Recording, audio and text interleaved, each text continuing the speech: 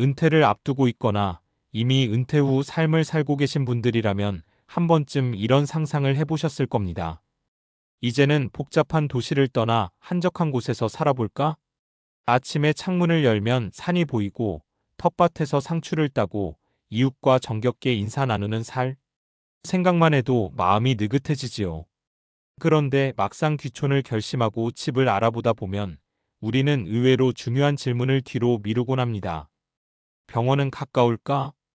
약은 어디서 사지? 마트는 얼마나 걸리지?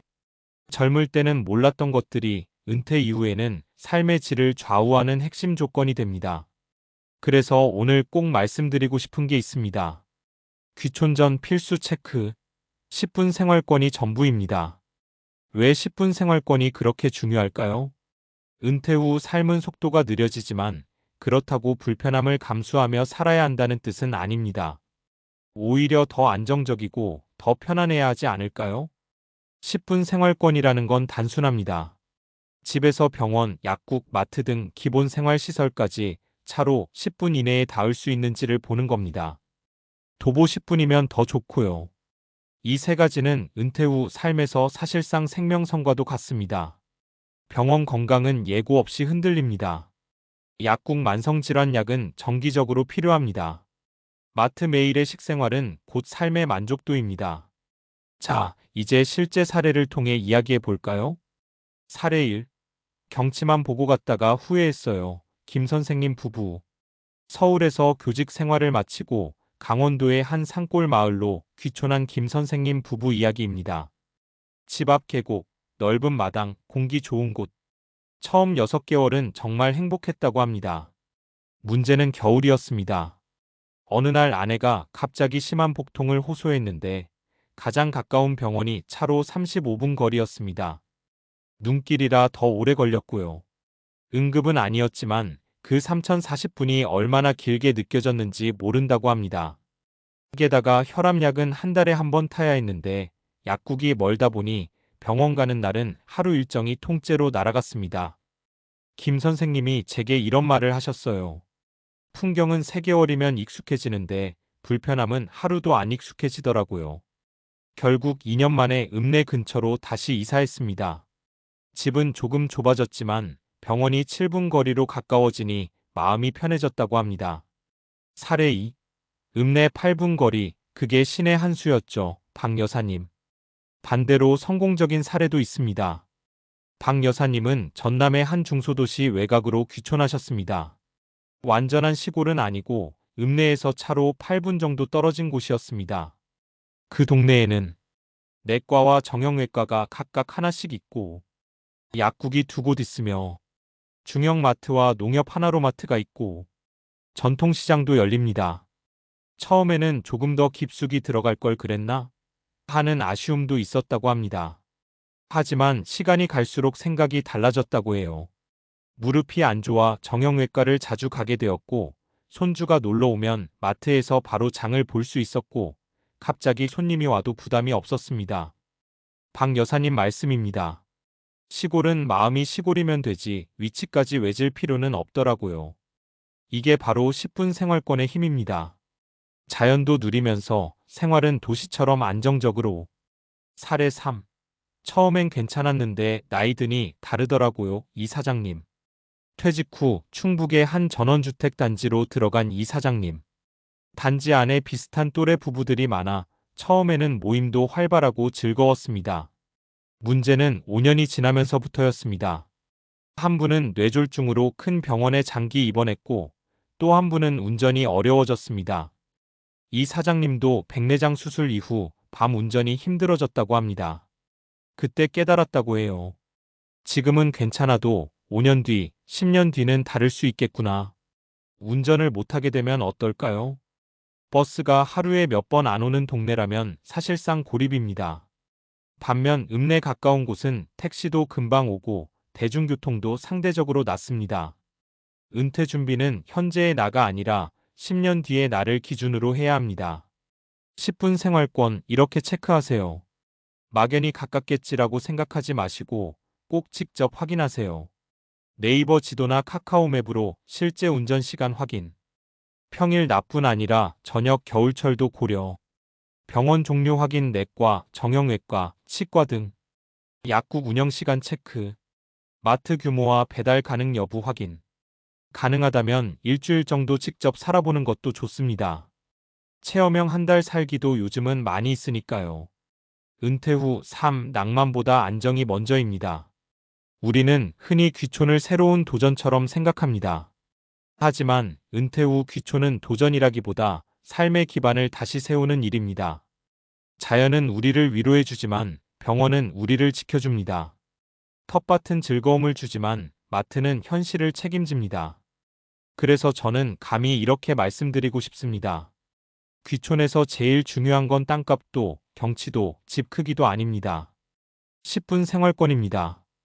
은퇴 후 삶은 길게 보면 20년, 30년입니다. 그 시간을 불안하게 보낼지, 편안하게 보낼지는 첫 선택에 달려 있습니다. 지금 귀촌을 고민하고 계신다면 한 번만 더 생각해 보세요. 병원까지 몇 분인가요? 약국은 어디에 있나요? 장은 어떻게 보실 건가요? 이 질문에 자신 있게 답할 수 있다면 그곳은 아마 좋은 선택일 겁니다. 은퇴는 끝이 아니라 두 번째 인생의 시작입니다. 그 시작을 조금 더 안전하게, 조금 더 현명하게 준비하셨으면 합니다. 결국 귀촌의 성패는 멋진 풍경이 아니라 오늘도 편안한 하루를 보낼 수 있는가에 달려 있으니까요. 앞에서 말씀드린 것처럼 귀촌의 성패는 낭만이 아니라 생활 인프라에 달려 있습니다. 그렇다면 여기서 한 걸음 더 들어가 보겠습니다. 왜 우리는 나이가 들수록 10분 생활권이 더 중요해질까요?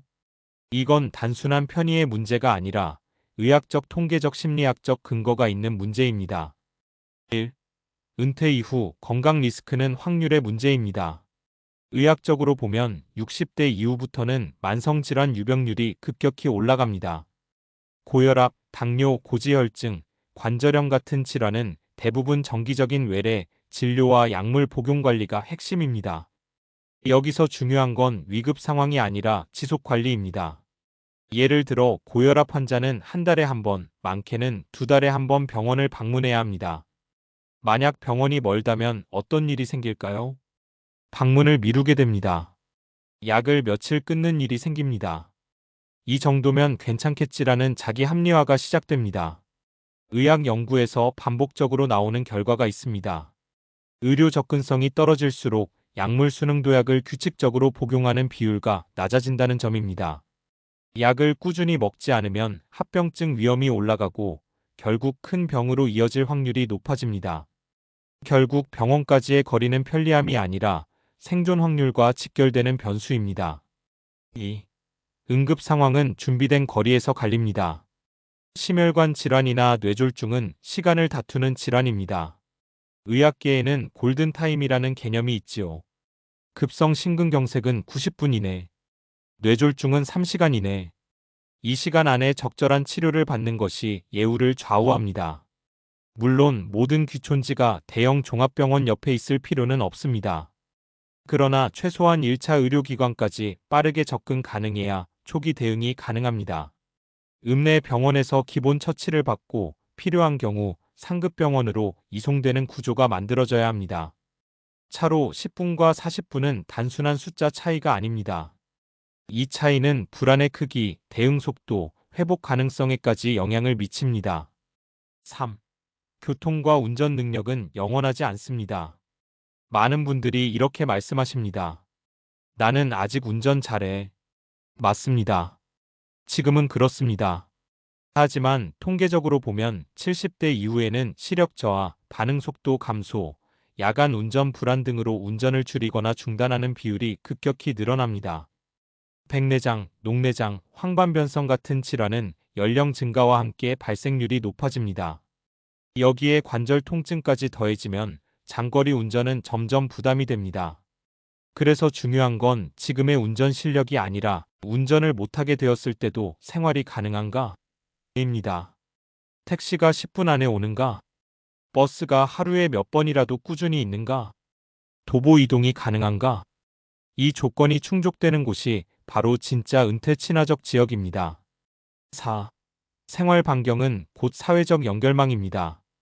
또 하나 중요한 과학적 근거가 있습니다. 노년기 삶의 만족도와 가장 강하게 연관된 요소 중 하나는 사회적 관계 유지입니다. 집에서 너무 멀리 떨어진 고립형 주거지는 처음에는 조용하고 좋지만 시간이 갈수록 외로움과 단절감을 키울 수 있습니다. 읍내 10분 거리라는 건 단지 마트가 가깝다는 뜻이 아닙니다. 병원 대기실에서 만나는 또래, 시장에서 마주치는 단골 상인, 문화센터나 복지관 프로그램 참여 가능성, 이 모든 것이 삶의 활력을 유지하는 요소입니다. 심리학 연구에 따르면 사회적 고립은 흡연만큼이나 건강에 해로운 위험 요인으로 분류되기도 합니다. 은퇴 후에는 직장이라는 사회적 네트워크가 사라지기 때문에 생활권 안에서 새로운 연결이 형성되어야 합니다. 10분 생활권은 단순한 거리 개념이 아니라 사회적 순환이 가능한 범위입니다. 5. 불편함의 누적은 생각보다 빠르게 피로를 만듭니다. 한 번 마트 가는데 30분, 왕복 1시간. 병원 다녀오면 반나절 소요. 택배는 부재시 찾으러 읍내까지. 처음 1년은 괜찮습니다. 자연 속에서 사니까 이 정도는 감수하지. 그런데 이런 작은 불편함이 매달, 매년 반복되면 어떻게 될까요? 인간은 나이가 들수록 에너지 총량이 줄어듭니다. 체력 회복력, 집중력 모두 완만하게 감소합니다. 그 상태에서 반복되는 이동 스트레스는 생각보다 큰 피로로 쌓입니다. 은퇴 후 삶은 여유가 목적이지 체력 시험이 아닙니다. 6. 그래서 결론은 단순합니다. 귀촌지를 고를 때 이렇게 질문해 보십시오. 병원 약국마트가 차로 10분 이내인가? 대중교통이나 택시 접근성이 있는가? 10년 뒤 운전을 못해도 살 수 있는가? 사회적 활동이 가능한 공간이 근처에 있는가? 이 네 가지가 충족된다면 그곳은 단순한 시골집이 아니라 노후에 최적화된 생활 기반입니다. 은퇴는 인생의 마무리가 아니라 가장 긴 휴식기입니다. 그리고 휴식은 불안이 아니라 안정 위에서만 가능합니다. 자연은 선택 사항입니다. 하지만 의료 접근성과 생활 인프라는 필수 조건입니다. 10분 생활권이 전부다라는 말은 과장이 아닙니다. 건강, 안전, 심리, 관계, 에너지 관리까지 모두 연결된 핵심 변수이기 때문입니다. 낭만은 사진으로 남기면 됩니다. 하지만 삶은 매일 반복됩니다. 그러니 귀촌을 고민하신다면 마지막으로 한 번 더 지도 앱을 켜보십시오. 그 10분이 앞으로의 20년을 좌우할지도 모릅니다.